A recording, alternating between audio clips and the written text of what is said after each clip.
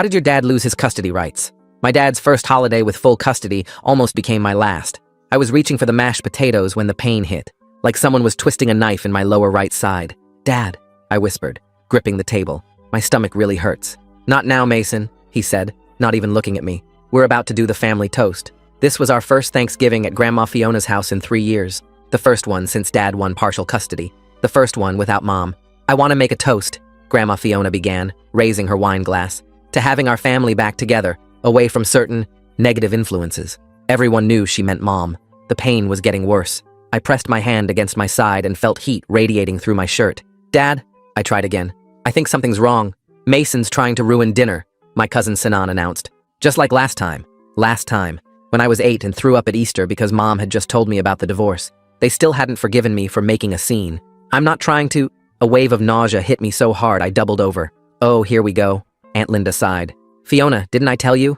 The mother probably coached him to do this. My mom's not even here, I protested, then immediately regretted raising my voice as another stab of pain shot through me. Watch your tone, Dad warned. Your mother's not here because she lost that privilege, and you're not going to manipulate your way out of family time. I stood up, planning to go to the bathroom, but the room tilted. I grabbed the chair to steady myself. Sit down. Grandma Fiona's voice was ice. We do not leave the table during the family toast. It's disrespectful. I think I'm going to throw up. Of course you are. Uncle Robert laughed. Just like your mother. Always so dramatic. Always the victim. My 10-year-old sister Alice looked at me with worried eyes from across the table. She'd been silent since we arrived, intimidated by Dad's family. Please, I whispered. I need to lie down. You need to show respect, Dad said firmly. This is the first holiday we've had without your mother's interference. You're not ruining it. The pain was spreading now, like fire across my abdomen. I could feel sweat dripping down my back. Maybe he really is sick, my cousin Bethany said quietly. Don't you start, her mother snapped. He's fine, just wants attention because Mommy's not here to baby him. I tried to sit back down, but my legs wouldn't cooperate. The chair scraped loudly against the floor as I missed it and stumbled. Mason James! Dad stood up. That's enough. Dad, please. Tears were streaming down my face now. It hurts so bad. You know what hurts? Grandma Fiona stood too. Having to watch my son deal with your behavior. Having to see what that woman turned you into. Alice suddenly pushed back her chair. He's not faking, she screamed. Look at him. He's white. Alice, sit down, Dad ordered. No! She was sobbing now. Mom said if we ever needed help to call 911.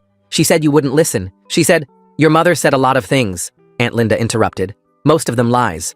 The room started spinning. I dropped to my knees, clutching my side. It felt like my insides were on fire. He's being ridiculous, Uncle Robert said.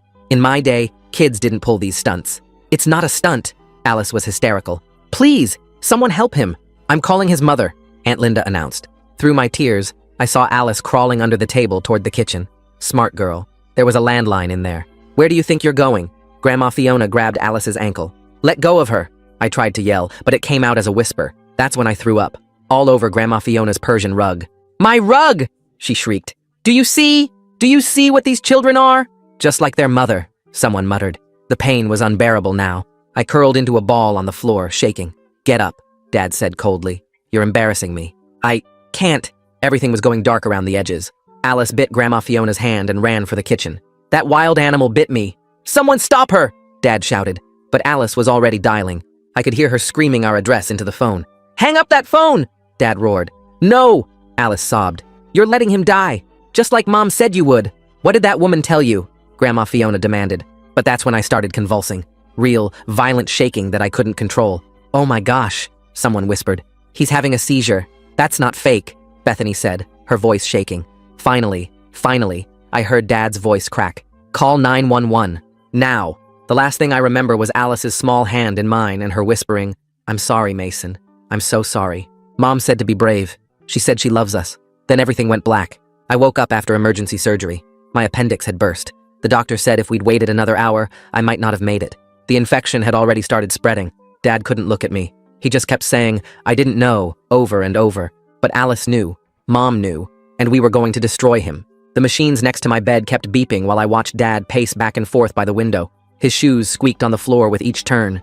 He kept saying the same 3 words over and over, real quiet, like he was praying. Alice's hand was warm and small in mine, and she leaned close to whisper that she'd called Mom from the nurse's station. Her breath smelled like the peppermint candy the nurse gave her. Dad's face looked gray under the hospital lights, and his shirt had blood on it from where I'd grabbed him. The fourth in my arm pulled when I tried to sit up more, sending a sharp sting through my wrist. Alice helped me adjust the pillow behind my back, her movements careful like she was afraid I might break. The door opened, and a woman in blue scrubs walked in carrying a clipboard. She looked at Dad first, then at me, then started explaining what happened inside my body. My appendix had burst open, and poison was spreading through my belly when they cut me open. She pointed to spots on my stomach where they'd had to clean out the infection. If we'd waited 1 more hour, she said, looking straight at Dad, I probably would have died. Dad's knees actually buckled, and he had to grab the windowsill to stay standing. Alice squeezed my hand harder, and I could feel her shaking. The surgeon kept talking about antibiotics and recovery time, while Dad just stared at the floor. She wrote notes on her clipboard and said she'd already told the emergency room staff about the delay in treatment. Dad's head snapped up at that, but he didn't say anything. The surgeon left, and we sat there in silence, except for the beeping machines. Around midnight, I heard running footsteps in the hallway, and then Mom burst through the door. She looked wild, her hair messy, and her coat half off her shoulders. Dad immediately backed toward the door, but Mom didn't even glance at him. She grabbed me and Alice both, pulling us against her chest so tight I could barely breathe. Her tears dropped onto my hospital gown, and she kept kissing the top of my head. Alice started sobbing into Mom's shoulder, and I felt my own tears coming again.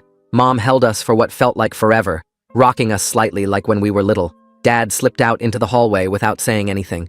The next morning, a woman with gray hair and a badge knocked on the door. She introduced herself as Donna Waite from Child Protective Services and said the hospital had called them. Mom sat up straighter in the chair she'd slept in all night. Donna explained that the emergency room staff documented that several adults stopped me from getting help for a dangerous medical problem. She had a folder with papers and started asking Mom questions about custody arrangements.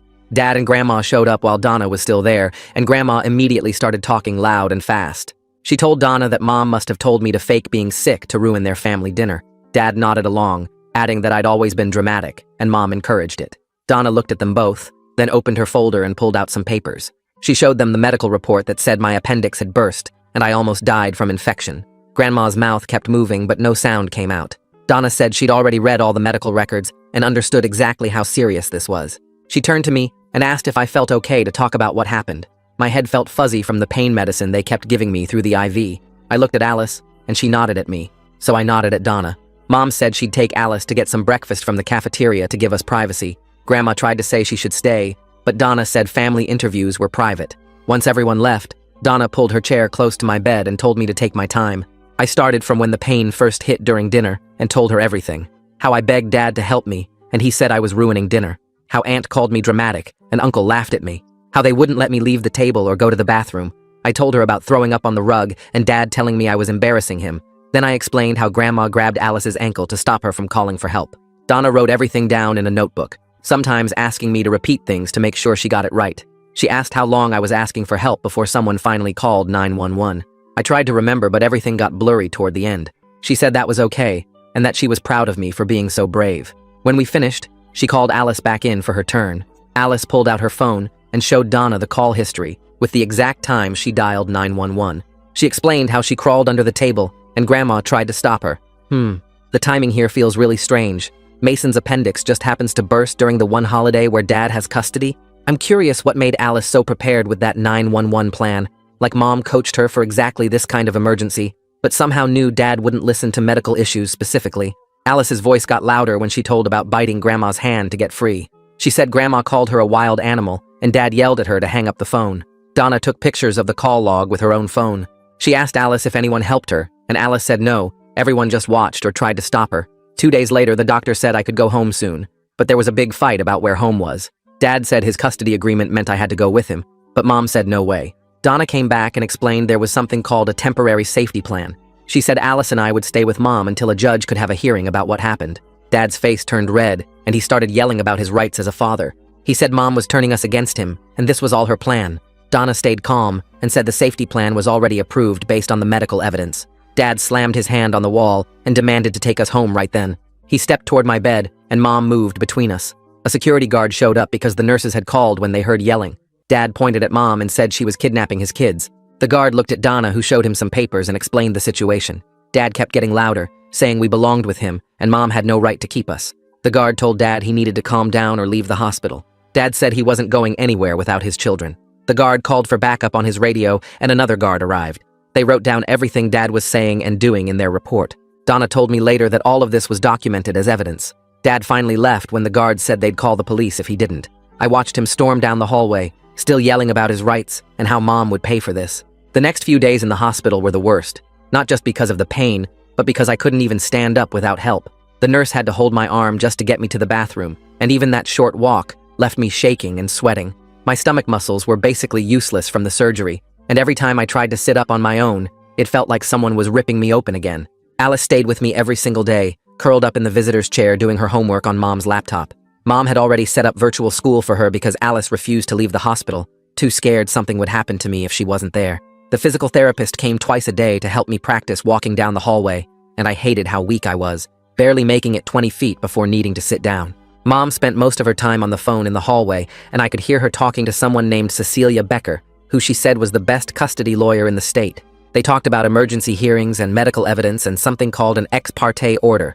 When Mom came back in the room, she explained that Cecilia was already filing paperwork to change the custody arrangement based on what happened at Thanksgiving. The hospital discharged me after a week, and Mom drove us straight to her apartment, this tiny 2-bedroom place that was nothing like Dad's big house, but felt safer than anywhere I'd been in months. She'd already set up the living room for my recovery, with a special wedge pillow on the couch and all my medications lined up on the coffee table with a schedule she'd typed out. Alice and I had to share the smaller bedroom, but she didn't complain, just helped Mom move her stuffed animals to make room for my things. I started writing everything down in a notebook Mom bought me, every detail I could remember from Thanksgiving and all the other times Dad ignored when we were sick or hurt. Like when I had bad stomach pain 3 months ago and he said I was being dramatic and didn't need urgent care. Or when Alice cut her hand on broken glass and he just put a band-aid on it instead of getting stitches. Writing it all down made it real in a way that helped me believe someone would actually listen this time. Alice's teacher called to check on her, and Mom set up a meeting with the school counselor, someone named Sophie Soto, to make sure Alice was handling everything okay. During their video call, I could hear Alice telling Sophie about how scared she was that night and how she thought I was going to die. Sophie said Alice was very brave and that she'd help her work through what happened. About 2 weeks after we got to Mom's apartment, we got a letter saying the court had appointed something called a guardian ad litem, a man named Hector Reynolds, who was supposed to represent what was best for Alice and me. Dad's family immediately started texting Mom saying Hector was probably biased against them and that this whole thing was a setup. Mom just saved all the texts and forwarded them to Cecilia. Alice was going through her old phone one day when she found a bunch of texts from Dad talking bad about Mom, saying she was crazy and telling us not to believe anything she said. She took screenshots of everything, especially the ones where he called Mom names and tried to make us think she didn't love us. She asked if we should show them to Hector when we met him, and I said, definitely yes. My first meeting with Hector was 3 weeks after the surgery, and I was still moving pretty slow. He came to Mom's apartment and sat across from me in the living room, this older guy with gray hair who spoke really soft and calm. He asked me to tell him exactly what happened that night, and I had to lift my shirt to show him the surgical scar that went across my whole lower stomach. I walked him through every minute I could remember, from when the pain started to when I passed out on Grandma's floor. He wrote everything down in a yellow legal pad and never interrupted me once. When I finished, he said what happened to me was completely inexcusable, and no child should ever have to beg for medical help. Alice met with him next, and she brought her phone to show the exact time she called 911, which was 7:43 p.m. according to the call log. She showed him all the screenshots of Dad's texts and explained how Grandma grabbed her ankle and called her a wild animal. Hector told her she was incredibly brave and that her quick thinking saved my life, which made her cry, but in a good way. That same week, my phone started blowing up with messages from a group chat someone in Dad's family had created. They were calling us liars and saying Mom had brainwashed us into making up stories. Aunt Linda wrote that we were ungrateful brats who didn't appreciate everything Dad did for us. Uncle Robert said kids today have no respect and that we needed discipline, not coddling. But then Bethany, my cousin who had said I looked really sick at dinner, sent me screenshots of the adult family group chat where they were planning what to tell people and trying to get their stories straight about what happened that night. Sophie met with Alice at the school the next day, and they worked out this whole safety plan where only Mom or people Mom approved could pick Alice up from the school. The office staff got a copy, and Sophie explained to them about the custody situation and how Grandma might try something. Alice came home that afternoon looking more relaxed than she had in weeks because she knew Grandma couldn't just show up and take her away. 3 days later, we had to go to our first supervised visitation with Dad at this gray building downtown that looked like every government office ever built. The supervisor was this older woman who sat in the corner with a clipboard while Dad tried to act normal with us in this weird playroom that had toys for little kids, even though Alice was 10 and I was 14. Dad kept bringing up Mom every 5 minutes, asking if she told us what to say to the social worker, if she coached us about Thanksgiving, if she was filling our heads with lies about him. The supervisor would clear her throat whenever he got too pushy, But then she got a phone call and stepped out into the hallway for what she said would be just a minute. The second she left, Dad leaned forward and grabbed my wrist. Not hard enough to hurt, but firm enough that I couldn't pull away. "Your mother put you up to this whole thing, didn't she?" I pulled my phone out with my free hand and hit record without him noticing, keeping it low on my lap. "She's been planning this for years, waiting for the right moment to turn you against me." I kept my face blank, while he went on about how Mom was manipulative and how she'd poisoned us against his family and how we were destroying everything he'd worked for. The supervisor came back after about 3 minutes, and Dad immediately let go of my wrist and went back to talking about school and normal stuff. Alice had gone to the bathroom during all this, but when we were leaving, she grabbed my arm and whispered that she'd heard Grandma's voice in the lobby. She'd been standing right outside the bathroom door talking to Dad before we arrived, telling him exactly what to say to make Mom look bad in the supervisor's report. Alice had stood on the toilet seat to hear better through the door vent and memorized the exact words, which were something like, "Tell them their mother is unstable and has a history of making false accusations, and make sure you mention she's behind on her bills and can't provide properly." We told Mom about it when she picked us up, and she immediately called Cecilia, who said to write it all down with the exact time and date. 2 weeks later, I had my follow-up appointment with the surgeon who'd saved my life. She examined my scar, which was healing, but still looked pretty rough. This red line across my whole lower stomach that pulled when I moved too fast. She asked me to describe again what happened that night and how long I'd been in pain before getting help. Then she sat at her computer for like 20 minutes, typing up this detailed letter about how serious my condition was, using all these medical terms I didn't understand. Mason's recovery journal reads like evidence gathering 101. Smart kid knows documentation beats denial every time, especially when Dad's family texts provide their own proof against themselves. But basically saying the delay in treatment nearly killed me, and that peritonitis had already set in when I arrived. She printed out 3 copies, one for me, one for my medical records, and one she said she'd send directly to the court if needed. Mom's attorney Cecilia called that afternoon saying the surgeon's letter was exactly the kind of medical evidence they needed to show the severity of what happened. The next morning, Donna showed up at Mom's apartment for a home inspection. Mom had been cleaning for 2 days straight, even though the place was already pretty clean, making sure everything was perfect. Donna walked through each room with a checklist, taking pictures of Alice's homework station that Mom had set up in the corner of the living room with all her school supplies organized in little bins. She photographed the medication schedule Mom had posted on the fridge, showing exactly when I needed to take my antibiotics and pain meds with check marks for each dose.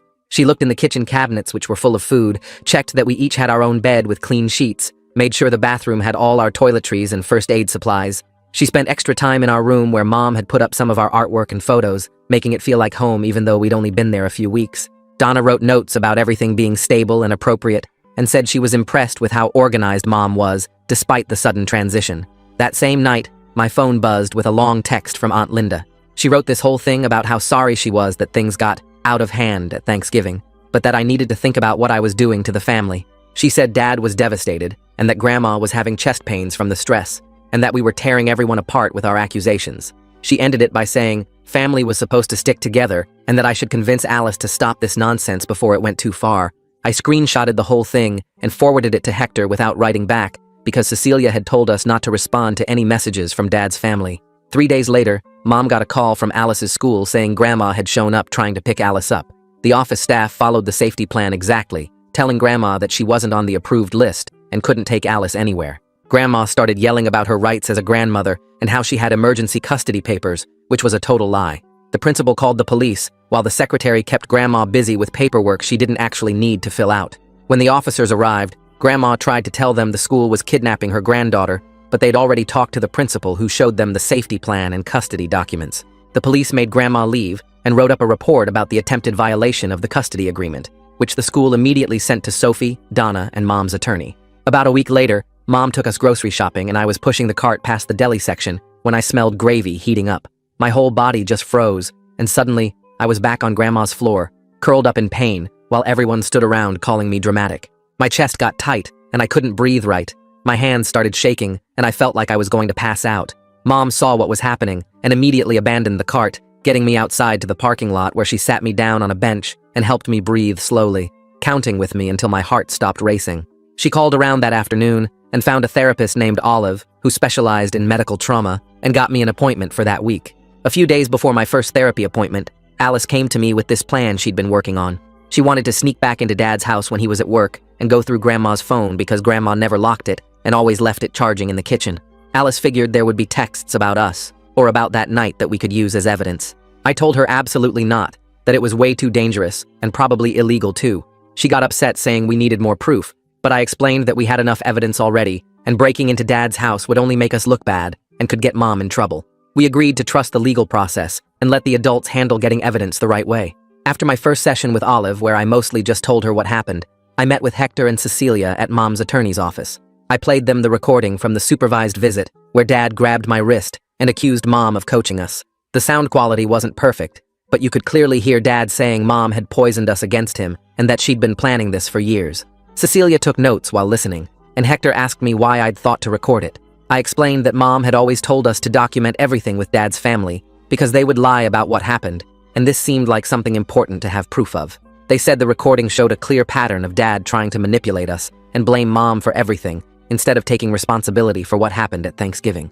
The next day, Sophie called to say she wanted to work with Alice on writing down what happened at Thanksgiving. Mom drove us to the school counselor's office, where Sophie had set up a quiet room with colored pens and paper.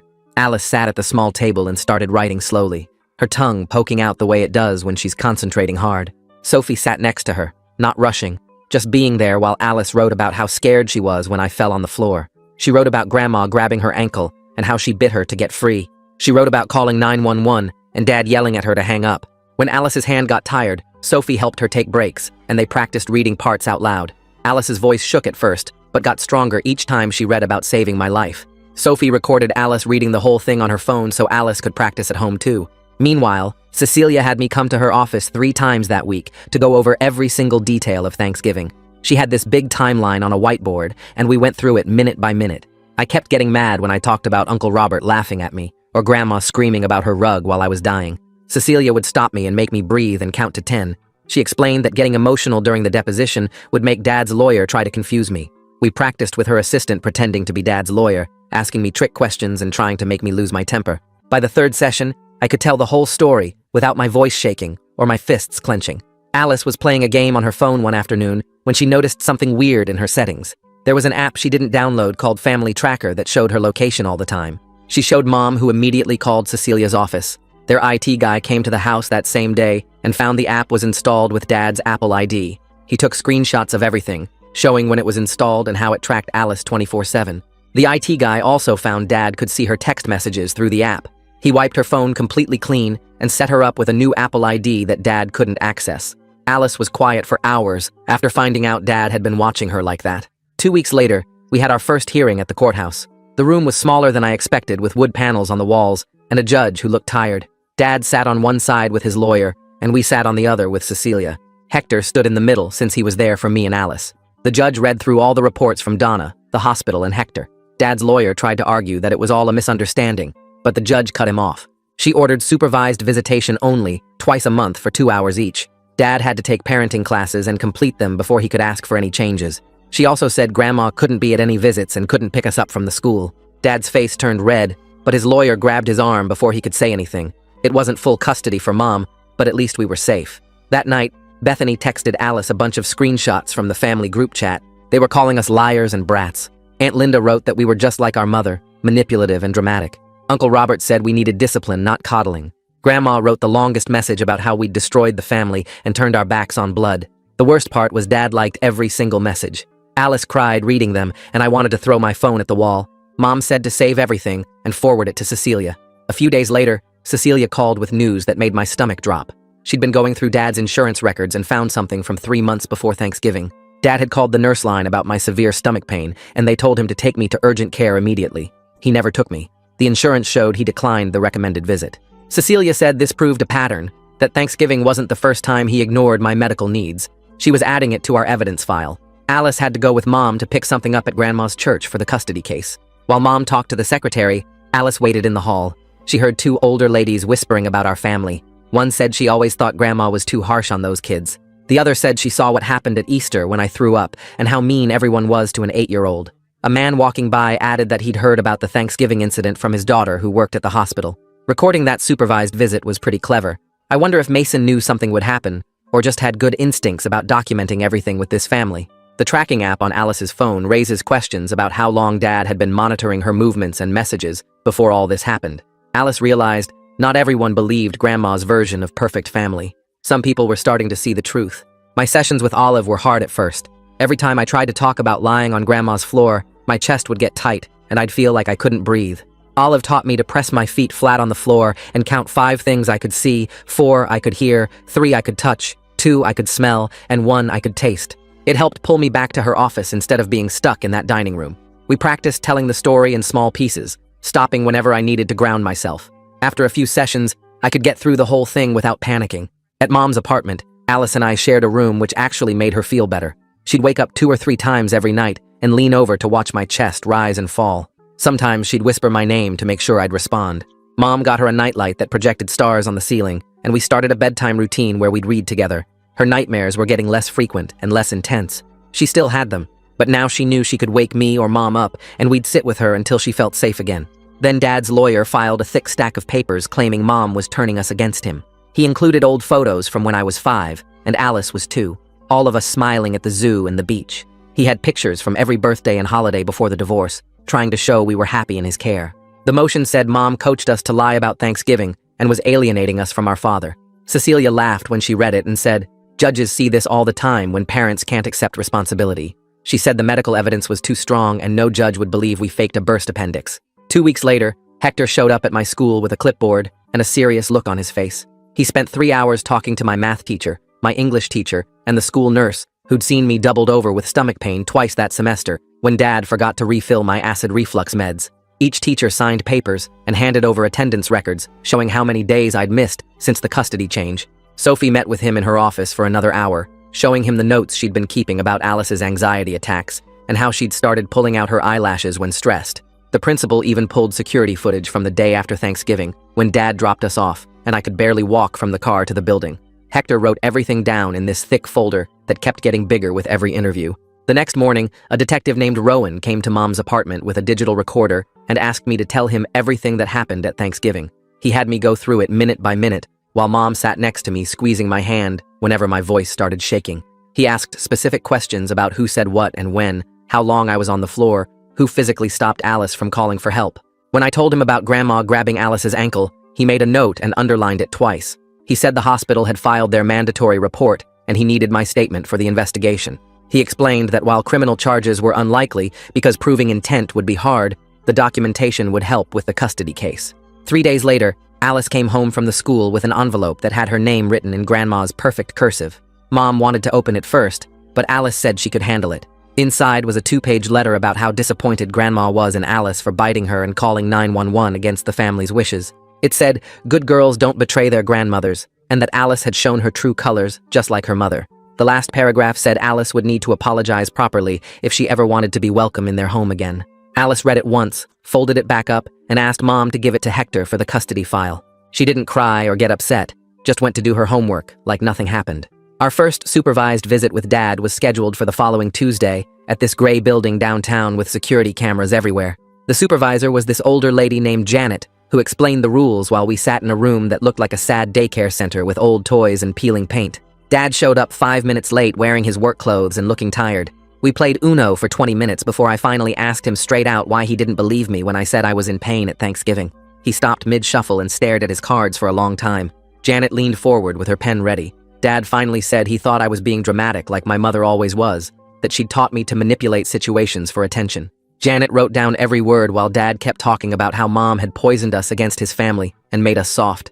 The next visit was worse because Dad started treating Alice and me completely differently. He brought Alice her favorite candy and kept calling her sweetheart while barely looking at me. When I dropped a card, he muttered something about me being clumsy and weak. Alice started keeping a little notebook in her backpack where she wrote down everything he said during visits.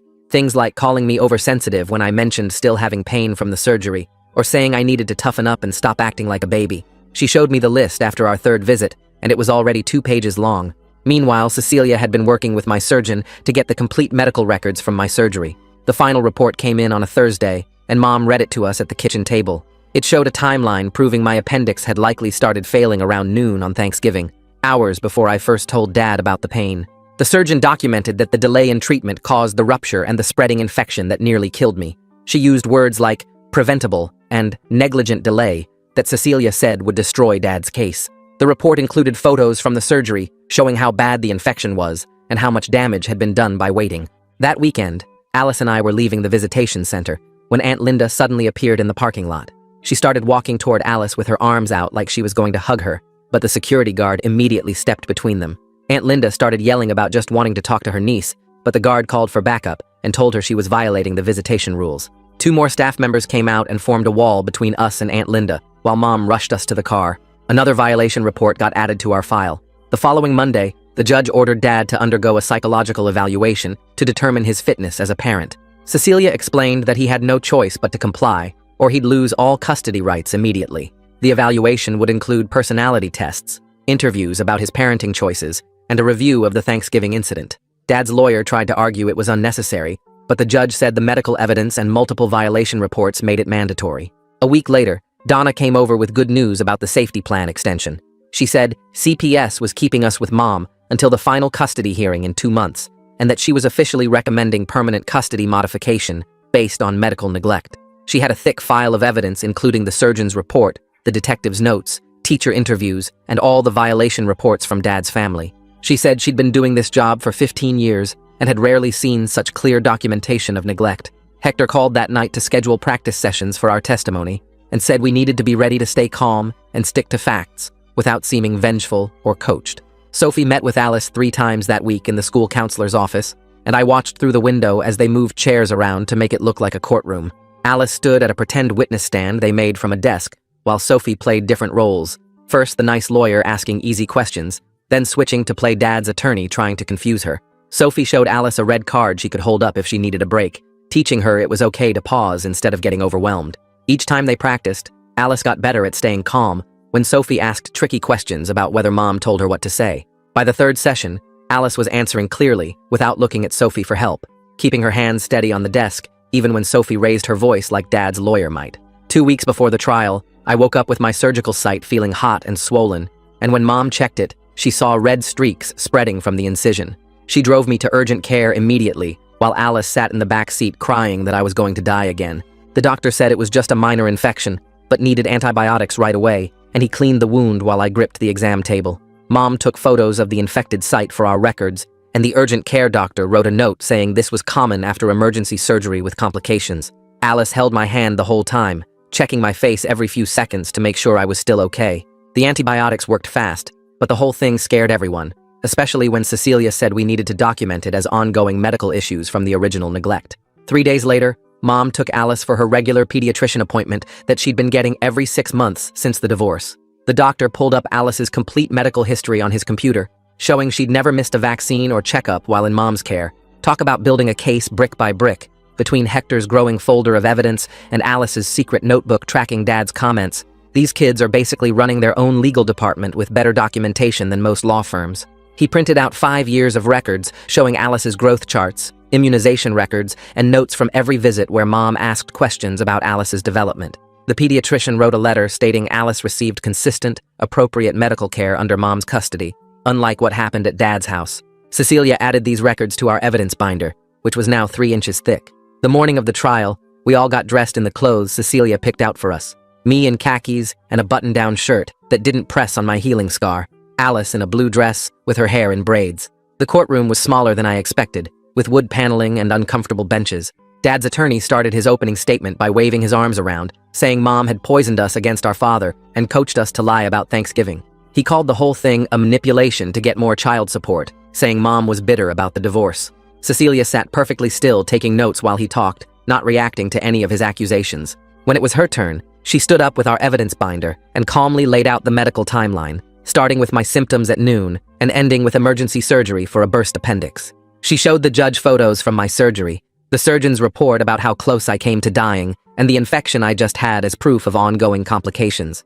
Dad's attorney kept objecting, but the judge told him to sit down and let her finish. Alice went to the witness stand first, and I could see her hands shaking as she put them on the Bible. She told about hearing me ask for help over and over, watching me turn white and fall down, seeing Grandma grab her ankle to stop her from calling 911. When Dad's attorney tried to ask if Mom told her to say these things, Alice held up her red card and said she needed a break. After 2 minutes, she came back and answered clearly that Mom only told her to tell the truth. Dad's attorney asked why she bit Grandma, and Alice said because Grandma was hurting her and stopping her from saving me. The judge wrote notes the whole time Alice talked. When it was my turn, I brought my evidence folder to the stand, my hands steady even though my stomach was churning. I played the audio recording from the supervised visit where Dad tried to get me to blame Mom, and you could hear the judge typing on her computer as it played. I showed her my journal entries from right after surgery when everything was fresh, reading the parts about thinking I was dying while Dad called me dramatic. I looked straight at Dad when I described lying on Grandma's floor believing I might not make it, watching him choose his mother's approval over my life. Dad looked away first.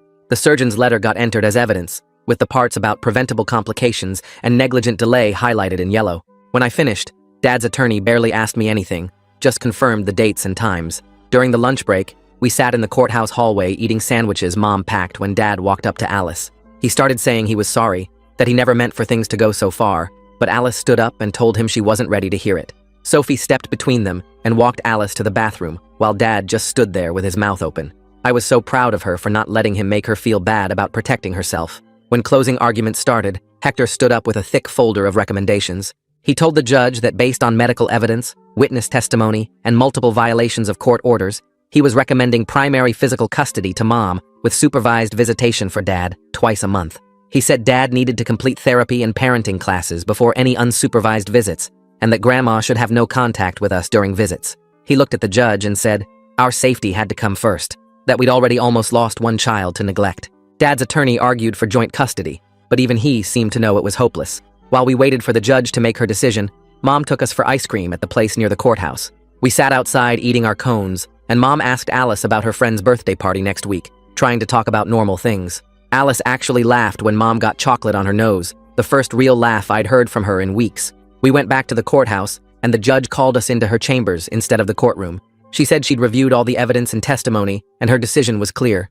Mom got primary physical custody. Dad got supervised visitation twice a month for 6 months. Then they'd review. Dad had to complete therapy and parenting classes, pay for our therapy, and Grandma was banned from the school grounds and any visits. We all started crying with relief, even Mom, who'd been trying to stay strong. The judge signed the order right there, making it official immediately.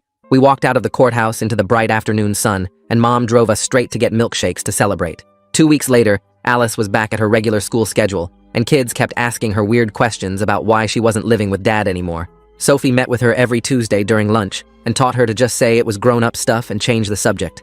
Alice told me she actually missed Grandma's Christmas cookies and the big tree at Dad's house, but she knew we couldn't go back there. One afternoon, my phone buzzed with a text from Bethany saying she was sorry for not helping me on Thanksgiving when she could see I was really sick. She wrote that she wanted to maybe hang out sometime if I was okay with it, but she understood if I never wanted to see any of them again. I texted back that maybe someday we could talk, but right now Alice and I needed space to figure things out without pressure from Dad's side of the family. The supervised visitation center was this boring building with old toys and a two-way mirror where someone watched everything. Dad showed up to our first visit carrying a board game and actually asked us what we wanted to play instead of just telling us. He followed all the supervisor's rules about not discussing the court case, or Mom, and we played 3 rounds of sorry without any drama. During my Thursday therapy sessions, Olive kept asking me what I wanted now that we were safe with Mom. I told her I still felt mad at Dad for almost letting me die, but she helped me see that protecting ourselves was more important than getting revenge. She had me write down 3 good things that happened each week, even when I didn't want to think about anything positive. Mom set up her laptop one Saturday, so Alice and I could video chat with her parents who lived across the country. They asked how school was going and talked about their garden instead of pushing us to explain everything that happened with Dad. Grandpa showed us his new tomato plants, and Grandma, Mom's mom, not Fiona, sent us a care package with homemade cookies that actually tasted good. One morning I was getting ready for school and caught myself staring at the scar on my stomach in the bathroom mirror. It wasn't just ugly proof of what happened anymore, but evidence that I fought to stay alive, even when nobody would listen to me. I grabbed my journal and wrote about how Alice and I went to the park yesterday, and she laughed on the swings for the first time in months. Sophie gave Alice a special notebook to write down what she wanted to tell the judge at our 6-month review hearing coming up. Alice spent hours working on it, crossing things out and starting over, focusing on how much better she felt now that she knew we were safe. She practiced reading it to me and Mom, saying things like how she could sleep through the night now and wasn't scared of getting in trouble for calling 911. 6 months after that terrible Thanksgiving, I woke up in my bed at Mom's apartment and realized we had a routine that actually worked. Alice caught the bus to the school without crying. I was back on the basketball team, and we saw Dad twice a month at the center where he was actually trying. He'd started his therapy and parenting classes, and even admitted once that he should have listened to me that night. The anger wasn't gone, and probably never would be completely, but it didn't control everything I did anymore. Alice and I had our own inside jokes now, and she'd stop checking on me every night to make sure I was still breathing. We weren't trying to destroy anyone anymore, just trying to be regular kids who happened to have a really messed up story about a Thanksgiving dinner. The trauma counselor said healing wasn't a straight line, and some days were harder than others, but we were doing it. Mom had primary custody. Dad was getting the help he needed, and Alice and I knew we'd always have each other no matter what happened at the next court review or anywhere else. Makes you wonder, right? All those years of medical records might have been the one thing that left Dad's lawyer completely quiet during cross-examination. Like the video, it helps more than you think.